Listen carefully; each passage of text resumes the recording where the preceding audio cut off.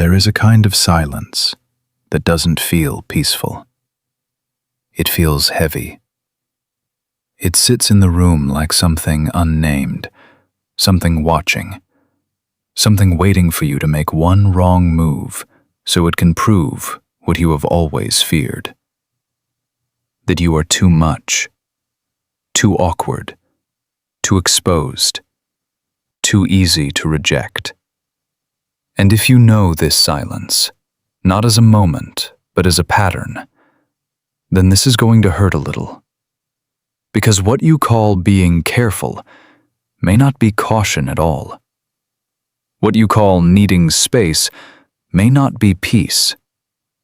What you call protecting yourself may actually be a life built around one quiet obsession. Not being seen badly. That is the brutal truth. For some people, avoidant behavior is not just distance. It is not a phase. It is not ordinary shyness. It is a nervous system that has learned to treat connection like danger. It is a mind that scans every face, every pause, every message, every invitation for signs of humiliation. It is the constant feeling that one wrong sentence could expose something defective inside you that everyone else will instantly notice. So you pull back, not because you feel nothing, because you feel too much. You replay your words after conversations. You rehearse before simple interactions. You want closeness, but the second it becomes possible, your body stiffens like it is standing at the edge of a cliff. You crave acceptance, but even kindness can make you suspicious. Because if they see you more clearly, they might leave more decisively. This is one of the most painful signs of avoidant personality disorder. The hunger is there, the ache is there, the wish to belong is there. But it is wrapped in such intense fear of criticism, rejection, and shame that loneliness starts to feel safer than being known. And that safety becomes a prison. From the outside, people may call it being quiet, reserved, hard to reach, maybe even cold. But inside, it is rarely cold. Inside, it is heat trapped under glass. The pulse speeding up before a social event. The stomach tightening when someone says, "Come with us." The mind producing 10 different futures, all ending in embarrassment. The body preparing for impact before impact has even happened. This is what people often miss. Avoidant patterns are not built on indifference. They are built on anticipated pain. The brain learns quickly when shame has been repeated enough. The amygdala, that ancient alarm system buried deep inside you, does not care whether the threat is a wild animal or a dismissive look on someone's face. If your inner world has been shaped by rejection, ridicule, emotional neglect, or chronic criticism, the amygdala starts firing early. Fast. Too fast. It turns possibility into danger before your rational mind even arrives. Then cortisol rises. Your body shifts into defense. Your muscles tighten. Your thoughts narrow. Your nervous system says, "Get out now." So you do. You cancel. You decline. You stay vague. You keep your voice small. You smile without revealing too much. You avoid eye contact when the moment gets real. You convince yourself you did not want it anyway. Relief floods in, and that relief becomes addictive. This is the part almost nobody talks about. Avoidance can create its own chemical reward. Not joy, not fulfillment. Relief. You dodge the call, the date, the vulnerability, the risk. And for one brief moment, your system unclenches. Dopamine can attach itself not only to pleasure, but to the escape from pain. So your brain starts learning the wrong lesson. Not that connection can be survived, but that retreat is what saves you. And once the brain starts worshiping relief, the world gets smaller. You may see it in the signs. You want relationships, but you keep people at a distance unless you feel almost certain they will not reject you. You may have very few close friends, or none that feel fully safe. You turn down opportunities, not because you lack intelligence or desire, but because being visible feels unbearable. A promotion means more scrutiny. A new friend means more exposure. A date means more chances to be seen and then not chosen. So you tell yourself, later. Later, when you are more confident. Later, when you look better. Later, when you have the right words. Later, when you are impossible to reject. But later is often just fear wearing a watch. Another sign is how deeply criticism cuts.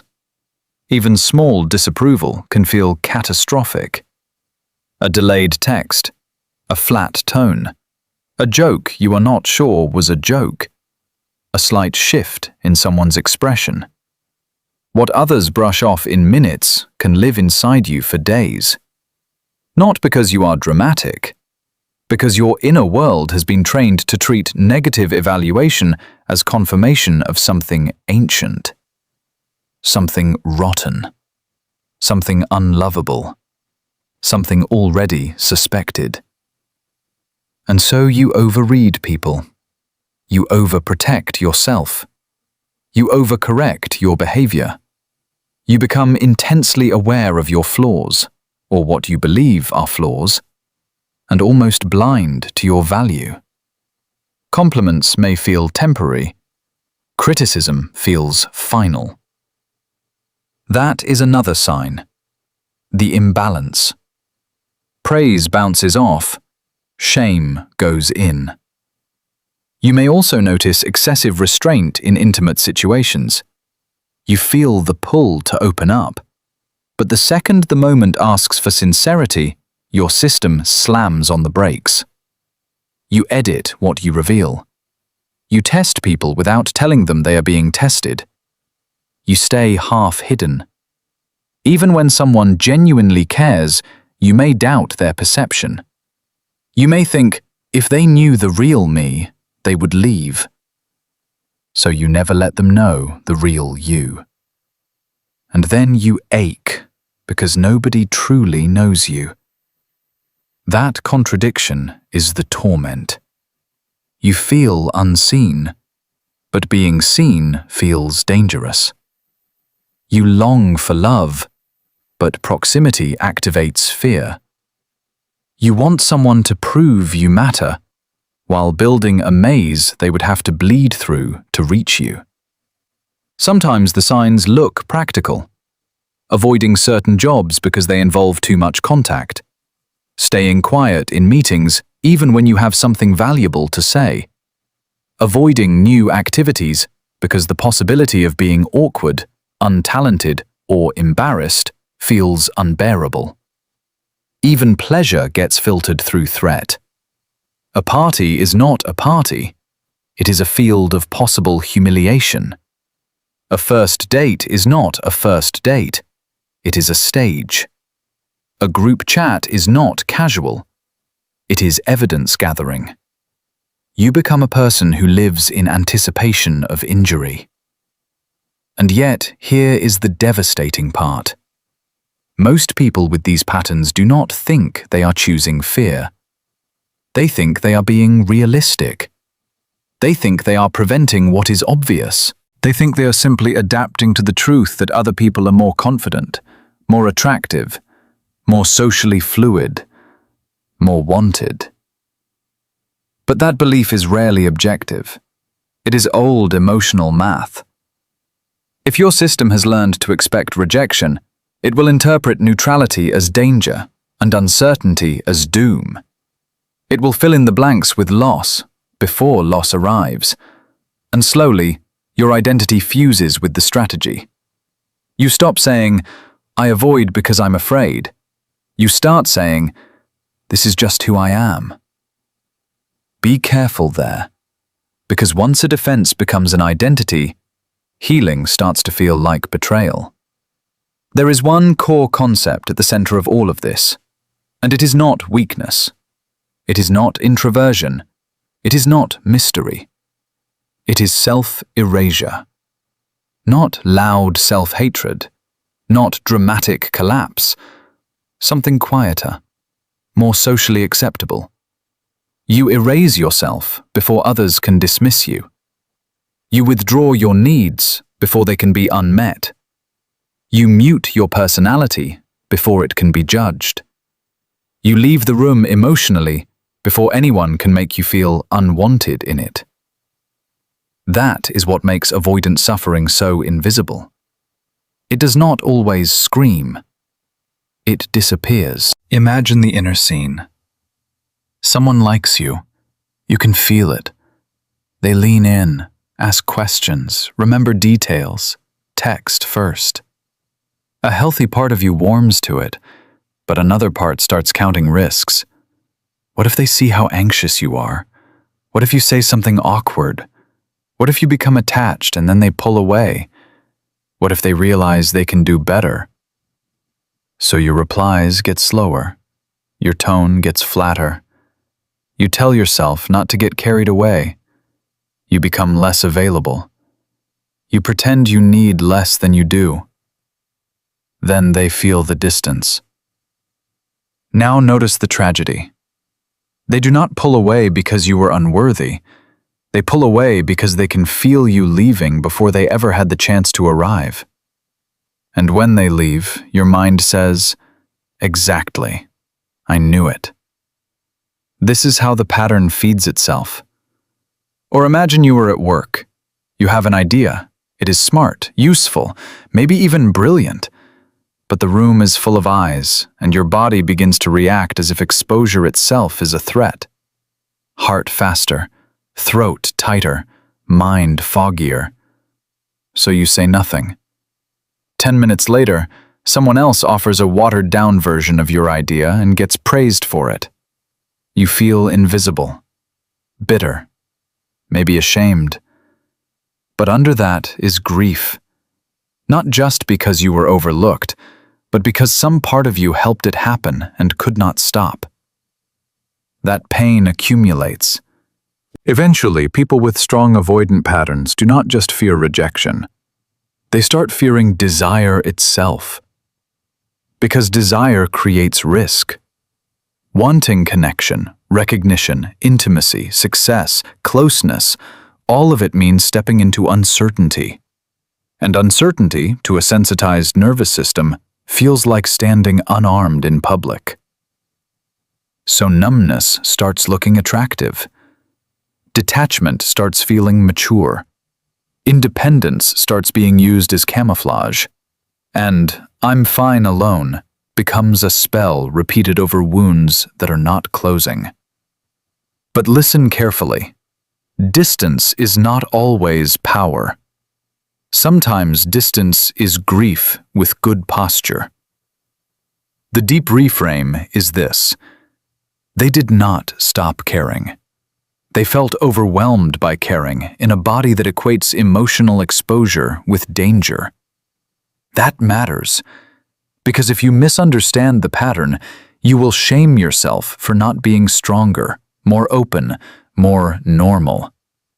But shame has never healed an avoidant nervous system. Shame only teaches it to hide more elegantly.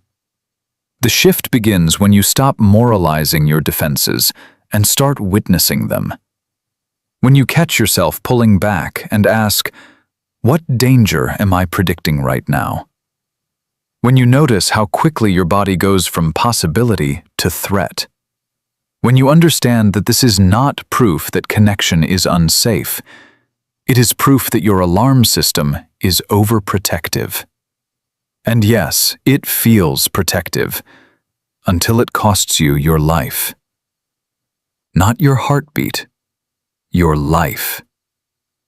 The conversations never had, the chances never taken, the love never risked, the friendships starved before they could deepen, the rooms you left in your mind before your body ever entered them, the career moves you called not for me because being evaluated felt intolerable, the version of you that could have existed if fear had not been allowed to narrate every uncertain moment. This is why breaking the pattern is so threatening. The moment you stop avoiding, you do not feel instantly free. You often feel flooded, exposed, raw. Your body may interpret healing as danger because healing asks you to stay present where you once disappeared. It asks you to tolerate not knowing, to survive being seen imperfectly, to speak before you feel fully ready, to let connection unfold without trying to control the ending. And for the avoidant psyche, that can feel like death. It is not death. It is disorientation. It is detox. It is the nervous system learning a new language after years of fluent fear. But there is a warning here. If you break the pattern only to get people to chase you, miss you, obsess over you, you are still trapped inside the same prison. Manipulated distance is still distance. Silence used as strategy is still self-abandonment if it comes from fear. You do not heal by becoming harder to reach. You heal by becoming harder to erase. That is the true power shift, because when you stop vanishing, something changes in every relationship. The people who only liked your smallness start feeling uncomfortable. The people who benefited from your self-doubt may back away. The dynamics built on you apologizing for existing begin to crack. And yes, sometimes others will chase more when you are no longer available in the old, anxious, over-accommodating way. Sometimes they will miss you when you stop over-explaining, stop performing, stop begging to be chosen. But that is not the point. The point is that you no longer need their pursuit to prove your value. Read that again in your bones. You no longer need their pursuit to prove your value. Because self-worth begins where self-erasure ends. It begins in the moment you decide that your fear is real but not sovereign, that your nervous system can send a signal without becoming your God, that the old shame may speak, but it does not get authorship over your future. That being rejected is painful, yes, but not as devastating as rejecting yourself in advance for years. There is a version of you that still feels deeply, but no longer disappears because of it. A version of you that can walk into a room and feel the old alarm rise and still remain. A version of you that can want love without acting like wanting is weakness. A version of you that can survive awkwardness, imperfection, uncertainty, and the ordinary friction of being human without translating every discomfort into evidence of defectiveness. That version is not louder, not colder, not more performative, just more solid, more rooted, more honest, more here. So if these signs feel familiar, do not reduce yourself to a diagnosis and do not romanticize the wound. See it clearly. This pattern is painful. It is costly. It can steal years under the disguise of safety. But it is not your soul. It is not your destiny. It is a strategy your mind and body built to survive a world that once felt merciless. And survival is not shameful. Staying trapped there is. Not because you should have known better, because you deserve better. You were never meant to spend your whole life waiting to become acceptable enough to exist without fear.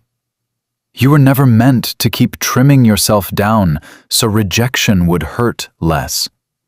You were never meant to call your disappearance maturity. You were never meant to confuse loneliness with peace. You are not too sensitive for this world. You are not too damaged for love. You are not too awkward to belong. But you will keep feeling that way, as long as fear is allowed to impersonate truth. So here is the identity shift. Not, I need everyone to understand me. Not, I will make them regret losing me. Not, I will become so perfect nobody can reject me. No. I will stop abandoning myself before anyone else gets the chance. That is where your power returns. Not in becoming untouchable, in becoming undeniable to yourself.